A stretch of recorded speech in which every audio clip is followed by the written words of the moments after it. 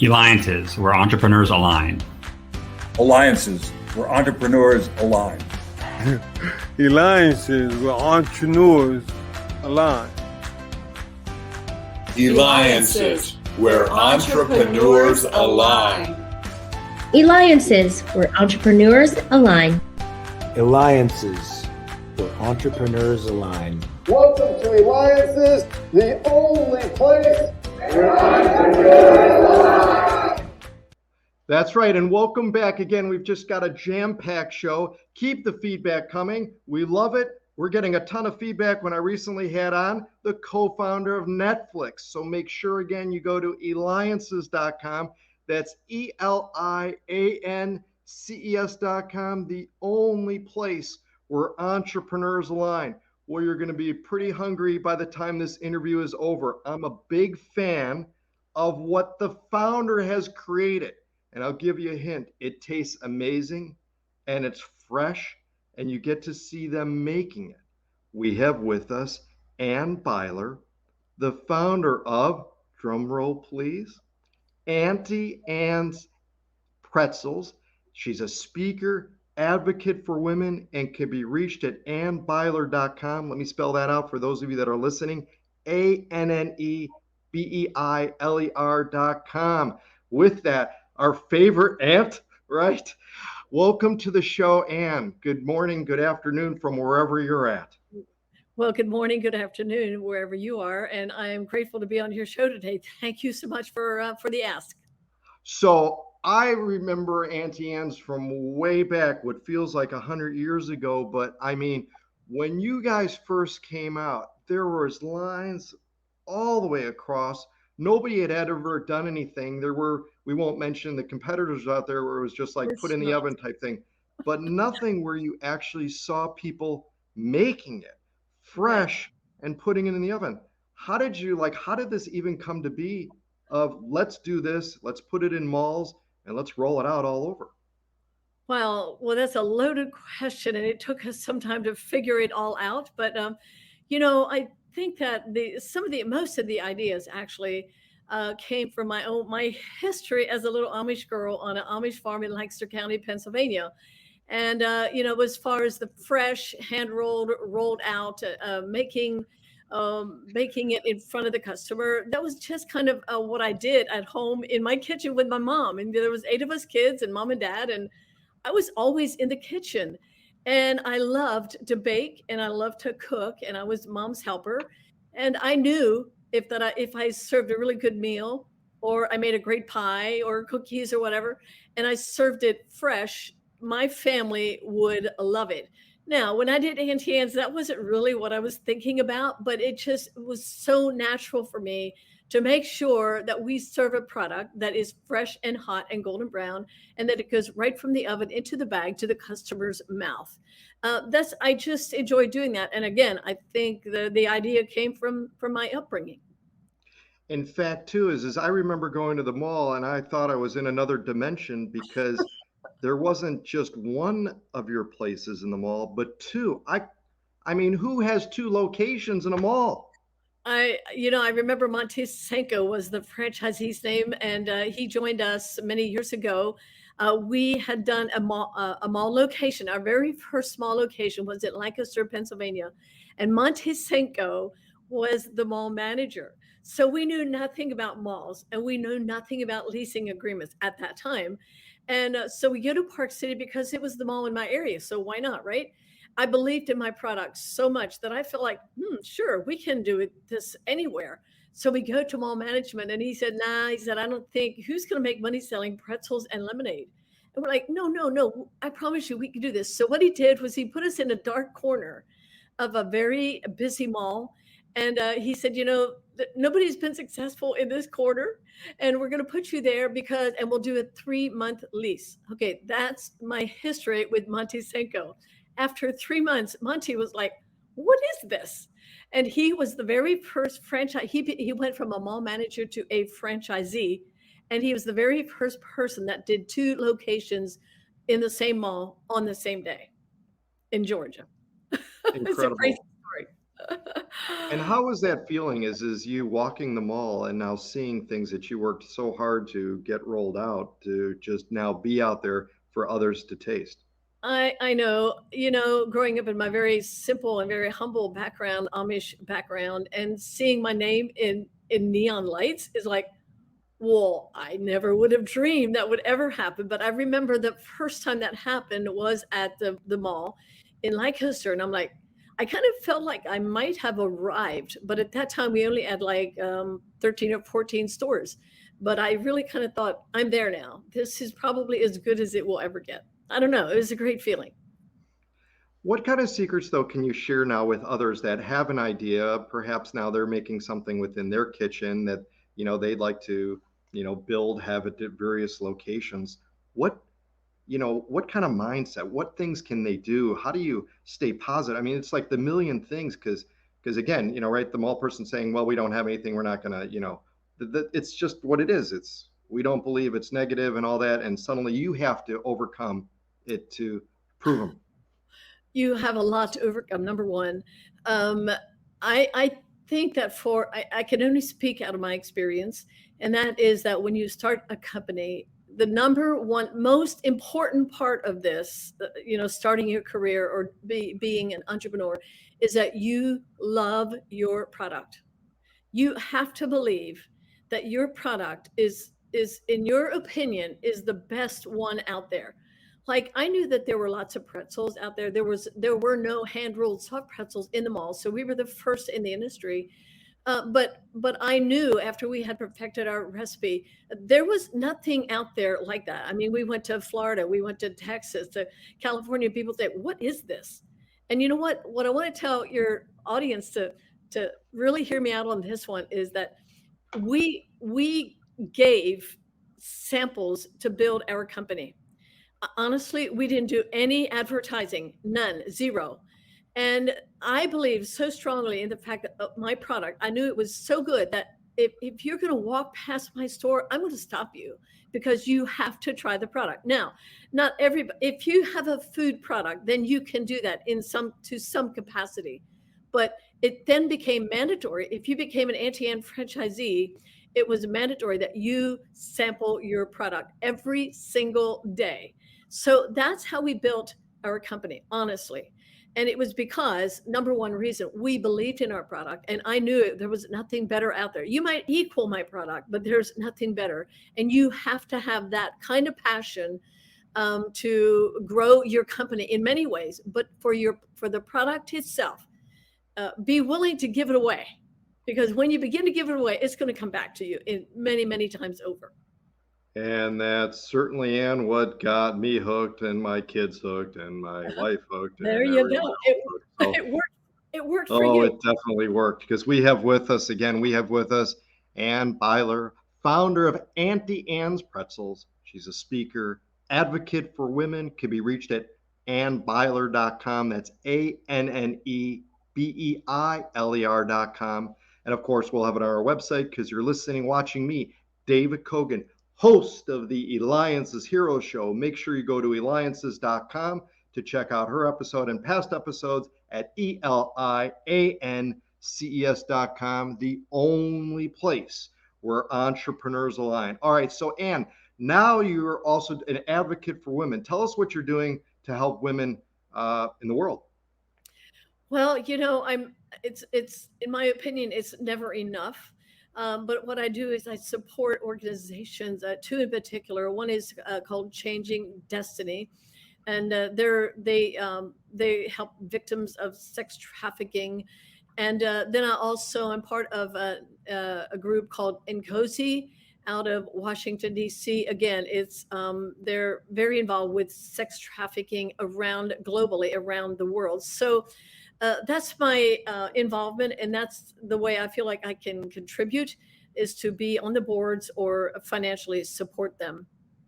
Excellent, excellent. Why did you decide to franchise and not keep it company owned? I mean, that's a question that we typically get when people franchise. Well, so I didn't know anything about business. Number one, before Auntie Anne's, I was a housewife, and we were married, and we had two girls. And my dream was to be a housewife. And so my educational background is really not very impressive in the Amish culture. I went through the 8th grade and I quit school because that's what you do, and you help on the family farm. And so franchising, when we started to franchise, we honestly, David, I'm going to expose who I really am, and that is that I really didn't know anything. And so we did the franchise model without even knowing that's what we were doing initially.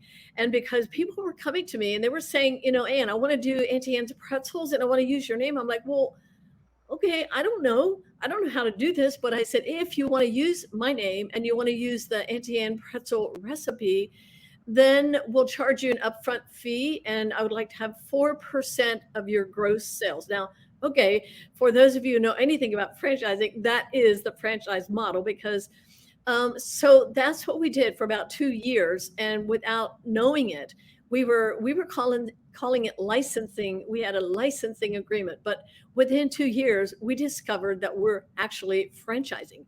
And so it seemed like the same model, but we did that model instead of company-owned stores, because every time that you sign up a franchisee, we made in that day, we made just enough money to be able to build another store for our new franchisee. And the royalties then became the cash flow for us to pay for our expenses, which at that time was minimal, but it really worked. And that's how franchising works. You sell a franchise, and then that's cash upfront, and then you have that capital to work with. So it made sense to us at the time, but really, I wouldn't do it again. I wouldn't do it that way again. I loved our franchisees, and it was always amazing to me that they trusted my husband and I. We were unknown, completely, totally unknown. But the reason they came to us is because they loved Auntie Anne's Pretzels, number one. And as they began to work with us, they began to trust Jonas and I and my team, because we were people of our word.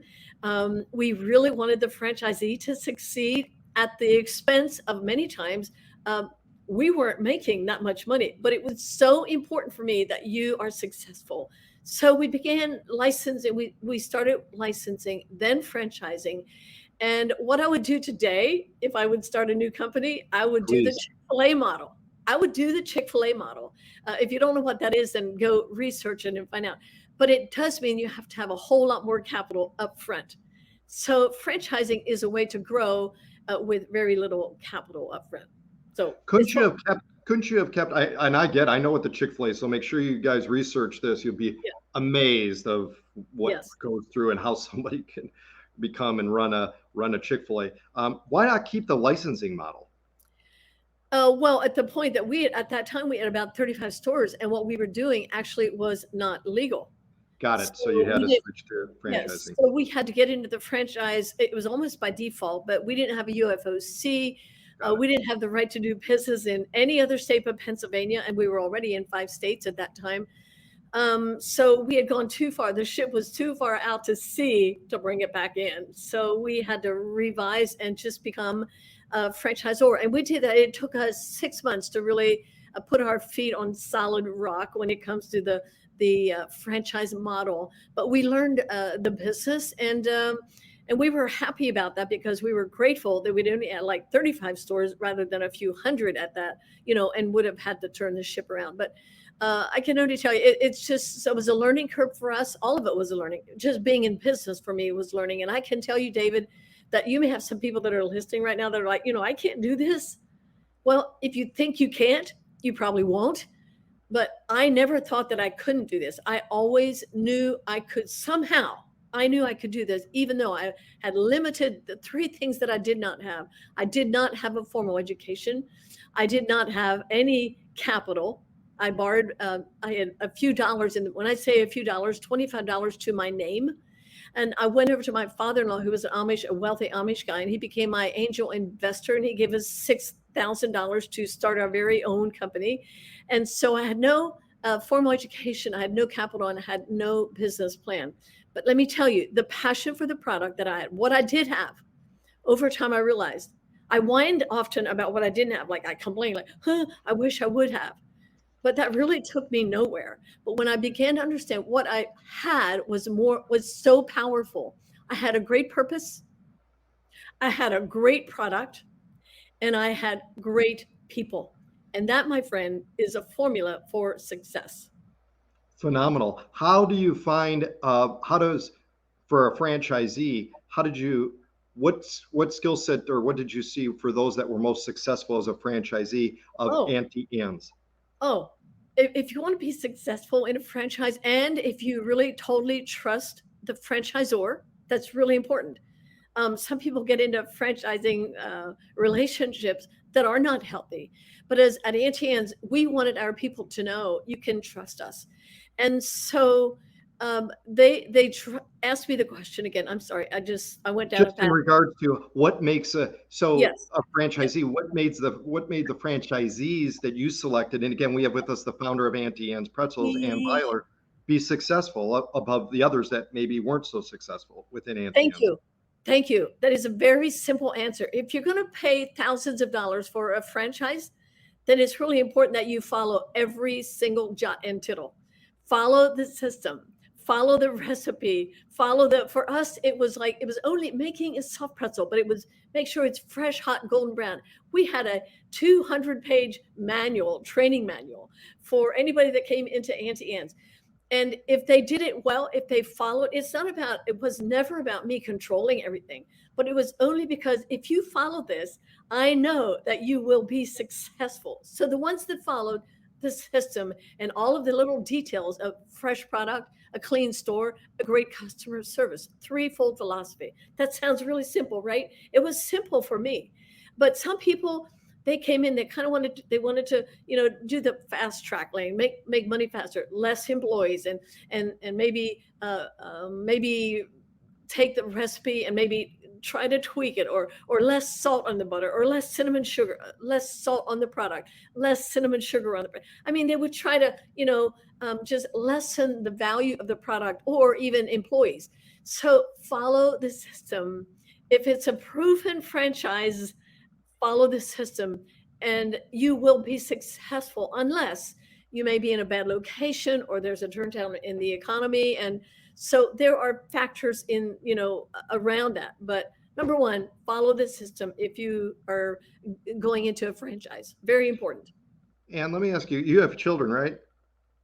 Yes, we have 3 children, 1 in heaven and 2 on planet Earth. Okay.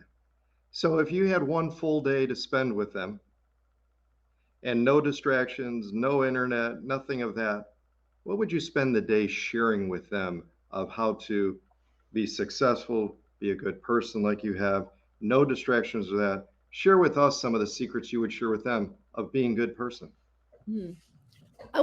That's really my hot topic. I love talking about the highs and the lows, the good and the bad of my life, because all of it together has made me who I am today. So if I had one day to just sit down with my family and talk to them, and we've done this occasionally, but I still feel like there's more. There's always more that you can share. Spend quality time with your family, with your employees, and be how can I say this? Be real, be open, be transparent, and talk about the pitfalls, and talk about the things that you did in your life that really took you to the wrong place, and then talk about the things that you did that took you to the highs of life, to the great success. And I've always said that encourage them to listen to the right voice, because if you listen to the right voice, you'll make the right choice. If you listen to the wrong voice, you'll make the wrong choice. So I want people to understand that, owning a company is not easy peasy street. It's commitment. It's perseverance, and perseverance, my definition of perseverance, if I had a day to talk with anyone, I would talk a lot about perseverance, because everybody wants to be an entrepreneur. As I'm out and about speaking, people want to, I want to own my own company. I have a great idea. I have a great product. And I'm saying, yeah, but do you have perseverance? Are you disciplined? Perseverance simply means to do what others do not feel like doing. Perseverance is like pushing through when you want to stop. There's so many things, but I learned all of that on the farm, David. I persevered as a little girl. when mom asked me to go down to the basement and make 70 or 80 pies all by myself as a 12-year-old. And the next day they were going to take him to a farmer's market and sell them. So I learned perseverance, but I feel like we cannot underestimate the power of disciplining my life, getting up at a certain time every morning, going to work every day. Even as a teenager, when I had jobs, my dad said, go 5 minutes early and stay 5 minutes late. Just go beyond what's required of you. And that's what it takes as an entrepreneur. Go beyond what's required and do what you don't feel like doing. Because I'm telling you, if you get into business, there will be so many challenges that you're going to have to push through and just persevere through. Be wise as a serpent and harmless as a dove. Be kind to all of your employees, and value them and respect them. But at the same time, help them understand, that there is a job to do. Auntie Anne's had a purpose, and I wanted people to understand what our purpose was. And it's just when you care about your people, they will care about your purpose. Truly incredible. Well, again, just what you've done, what you've created, who you've helped, and who you continue to help. That's a miracle in itself, and having touched so many people. And that makes you, Anne, a hero. And welcome again. Thank you so much for providing the information to the Eliances Hero Show. Anne Beiler, founder of Auntie Anne's Pretzels, speaker, advocate for women. You can reach her at Beiler.com. That's right. Thank you so much for being on the Eliances Hero Show. Absolutely. But now you got to dance with me too. You got to dance with me. There we go. Right. Love it.